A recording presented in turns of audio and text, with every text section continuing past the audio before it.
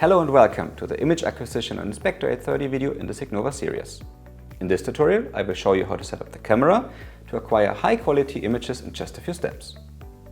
For a general introduction to the Signova user interface, I recommend to watch the Discover Signova in a few minutes product tour video before continuing. To follow this tutorial, get yourself an Inspector83x with the Signova sensor app and some samples. In my case, I use chocolate bars. But now let's capture great images. My Inspector83x is mounted on an articulated arm parallel to the table with a distance of around 35 centimeters. As the illumination is very bright, don't look into it and best point it downwards. The device is powered up and connected to my PC using the USB-C service interface, as it's super easy, but Ethernet works fine as well. To access the user interface, open a web browser like Google Chrome and enter the default IP address of the USB connection 169.254.0.1. Switch to Configure for parameter adjustment and select Free Running to continuously acquire images. I placed two chocolates in the field of view, but with a different distance to the camera, to demonstrate effects of optical adjustment in the upcoming steps. My Inspector83x is equipped with a 12mm C-mount lens. The higher the millimeter value or focal length, the more you zoom in on your objects. The lens is equipped with a manual aperture and manual focus, which needs to be adjusted to each specific application. To get access, unscrew the protection hood. The lower ring on the lens is for the focus adjustment. Turn it to set the distance from the camera, called focus point, in which the object appears the sharpest.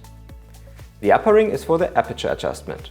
It controls a variable opening inside the lens, through which light passes onto the camera, just as the iris controls the pupil in the human eye. With aperture, you control how much light enters through the lens into the camera, resulting in a brighter or darker image, and how large your depth of field is, affecting the distance range around the focus point in which the image also appears sharp. As brightness and depth of field effects counteract to each other, you need to choose them wisely for your specific application.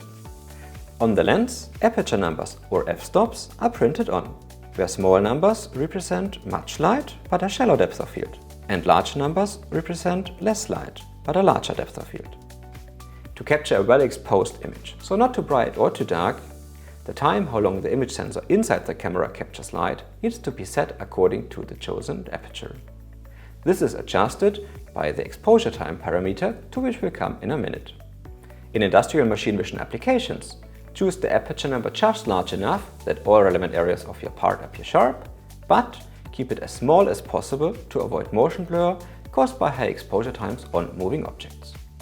In my chocolate bar application is the distance variation very little, so I can choose a small aperture number. In this case, I will go for 2. I then adjust the focus to get the chocolate appear as sharp as possible. But as the image is now way too bright to fine-tune the focus point, let's adjust the acquisition settings in the user interface first. These software parameters define how long the light is captured by the image sensor and how the image is created digitally.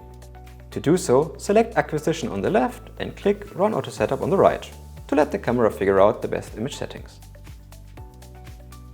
You can either use the recommended configuration, select an adjusted contrast version, or change parameters such as exposure time, contrast or brightness by yourself. I am happy with the recommendation, as the image is well lit with a good contrast. Let's switch back to the focus optimization.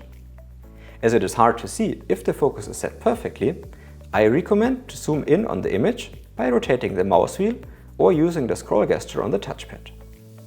Now adjust the focus ring on the lens until the text appears as sharp as possible. To see the full image again, simply select the Reset View button in the bottom left corner.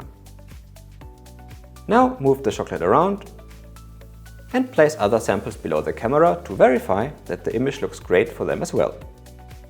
I now click on the Save Permanent button in the top right corner to save my configuration to the inspector, so it automatically captures well-exposed images after each boot up.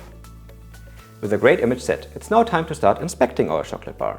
So check the following tool videos to see how easy you can solve even challenging applications using Signova.